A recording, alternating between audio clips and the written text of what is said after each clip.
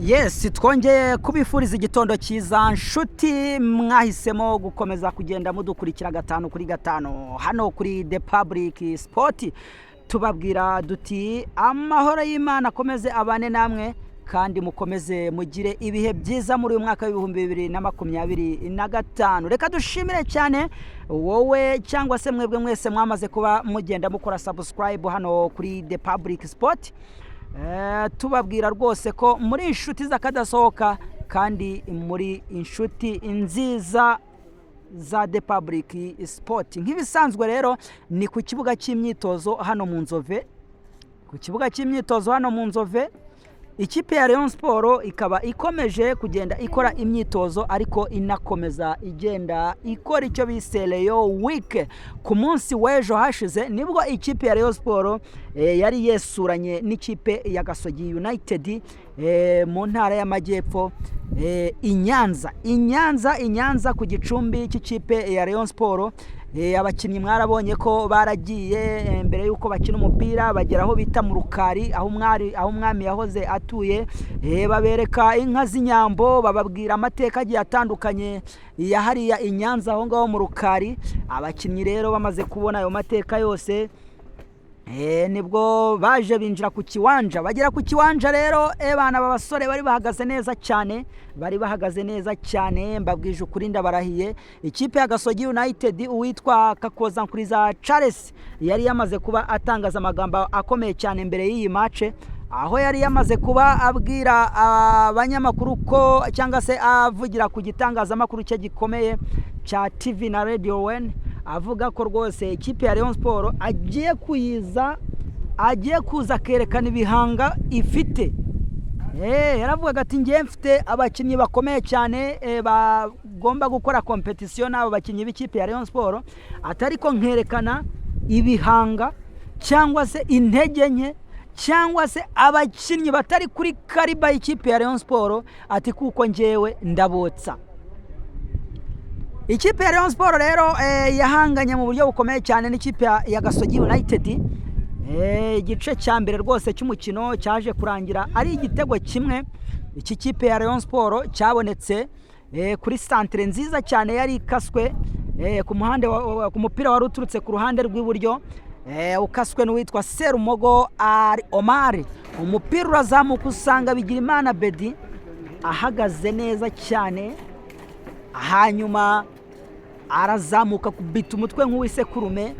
Igitego cya mbere kiba kiranyoye. Uyu rero ni Bigirimana Abedi wari warahigiwe kurokiritwa cyangwa se gusinyishwa n'ikipe ya Rayon Sport, ariko bikajya bigenda biba biguru ntege biba gake gake, ariko biza kurangira uwitwa Twagirayezu Tade avuze ati iyi ntwaro ndayizi.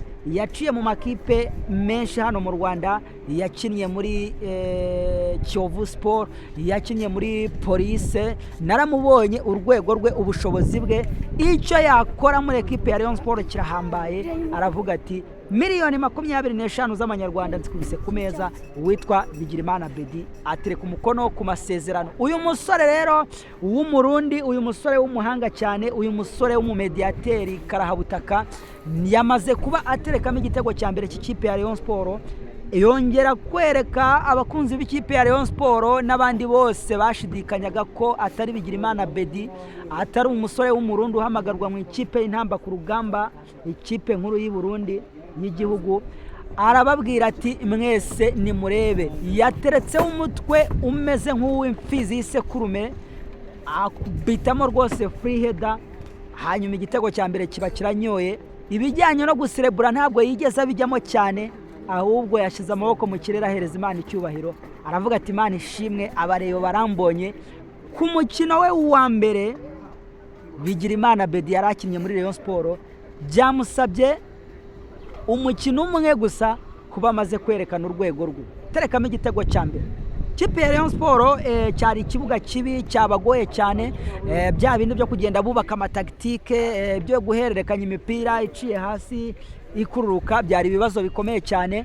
Wabonaga ko umupira ukinirwa hejuru mu kirere kuko bitewe n'imiterere y'ikibuga, ni ikibuga kiba kirimo ibintu bimeze nk'amadodane, aho umupira ugwa hano ugahita urenguka ujya ahandi, noneho hakaba no kuba ikibuga cyari gitoya nacyo umupira uhora urenga buri kanya. Ariko aba basore b'ikipe ya Rayon Sport, buriya ikipe itsinda cyangwa se ikipe ifite umupira, uko byagenda kose igitego kiba kigomba kuboneka, bubi na bwiza, byaba ari bibi byaba ari byiza, igitego kiraboneka.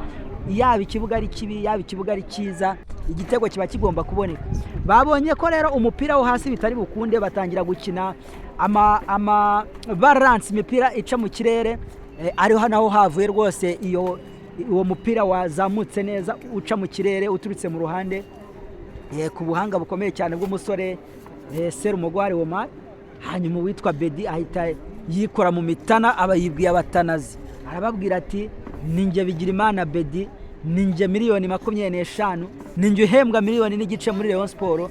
Aravuga ati rwose igitego ngiteretsemo. Ni Murera rero ebana yagize performance nziza, nubwo wenda ibijyanye no guhererekanya tutabonye umupira uryoshye cyane kuko umupira wakiniwe mu kirere, ariko muri uko kuwukinira mu kirere naho bakoresheje ubuhanga buhanitse kugira ngo baze gutsinda ikipe ya Gasogi United ibitego 2 mu gice cya kabiri cy'umukino. Uwitwa Mohamed Kere, abantu benshi bari baragiye bamushidikanyaho bavuga bati uyu mwarabu ntago turi kubona imikinire ye neza. Hari abana bavugaga bati uwitwa Rayani basezereye niyo twabonaga nyereza umupira neza, ushobora kuba yatanga byinshi muri equipe ya Rayon Sport. Ariko uyu mwarabu nawe kuri Gasogi United yavuze ati iki nicyo gihe cyo kuba nanjye nakwiyereka Bareyo nkababwira ko ari nge Keri, ari nge Mohamed Keri. Agira atya afata umupira rwose arabanza yerimina umudefenseri wa Gasogi United, umupira waruje mu kirere nyine bimwe nahoze mbabwira ko imipira yagenderaga mu kirere, arawuhoza neza, arahuha neza nk'uhoza igikoma. Arangije yerimina umudefenseri umwe wa Gasogi, ari kuri shoti riremereye cyane kuko yari ari nko mu ntambwe 30, igitego abakiroshyemo. Mohamed Keri ebana araserebura neza cyane, aravuga ati ubu ni wacu mu Barabu barambonye ko ari nge Mohamed ebana. Cya kabiri kiba kiranyoye umupira rero. Umupira waje kurangira cyangwa se match yose yaje kurangira, ari ibitego 2 by'ikipe ya Rayon Sport ku busa bw'ikipe ya Gasogi United. Iyi rero akaba ari ikipe ya gatatu ikipe ya Rayon Sport imaze kwihaniza, kuko murabizi ko yihanije iyo bita Miroplast, imaze kwihaniza Miroplast irazamuka yihaniza agakipe nka AS Muhanga nayo irayihaniza irambika ibitego 4. Aho hose kandi Rayon Sport yagiye ikora clean shoot, yagiye itsinda itinjijwe igitego na kimwe mu izamu, no kuri Gasogi yatsinze 2 itinjijwe igitego na kimwe mu izamu. Nukuvuga ngo rero muri uru rugendo rwa Rayon Week ikipe ya Rayon Sport yatangiriye kuri Gasogi i Nyanza, irajya gukina n'ikipe bita Gorilla. Iyi kipe ya Gorilla mani ishobora byose, ni ikipe ikomeye cyane, ni ikipe imaze kunganya n'ikipe ya APR imikino 2. Umukino ubanza batsindanye ibitego 2-2, umukino ukurikiye batsindana 1-1. Ariko iyi kipe ya Gorilla hiberika akasa mutwe yabanje igitego ikipe ya APR Football Club. Murabizi ko ikipe ya APR yagiye imanura intwaro zikomeye, Memeri Dawo, hari ba William Togi, hari ba Sekiganda Ronaldi, hari murabizi ko yari isanzwe ifite abasore nk'aba Sheikh Jibril Watara, ifite umwataka Mamadusi, ifite abasore bakomeye cyane. Ariko iyi kipe ya Gorilla ifite umwongereza witwa Rugajuriga nubwo afunze. Iyi kipe ya Gorilla iri mu makipe ari kugenda kosora ibintu bimeze nabi cyane. Iki gipimo rero ikipe ya Rayon Sport igiye kwituraho ni igipimo kiremereye cyane. Niba mwarabibonye iyo kipe ya Gorilla yazonze ikipe ya Rayon Sport ya APR, ubwo ikipe ya Rayon Sport niho hantu tugiye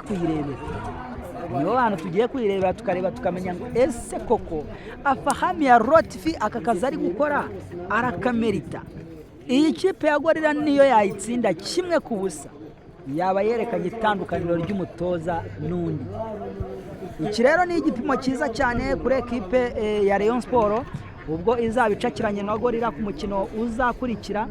Hanyuma bazakomeza bakina n'indi mikino igiye itandukanye, ari nako bajya muri Rayon Day izaba ku itariki 15. Ubwo mu gihugu cy'u Rwanda hazaba hamanutse iyo bita Yanga Africans, izaba yageze mu mujyi wa Kigali, umuriro uzaka i Nyarugenge.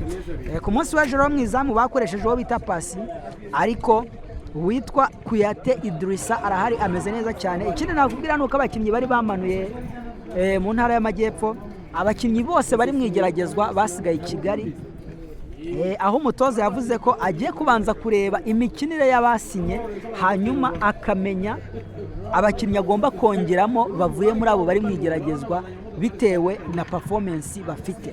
Ariko ntitwakwirengagiza ko uwitwa Tony Kitoga uko byagenda kose agomba gusinya.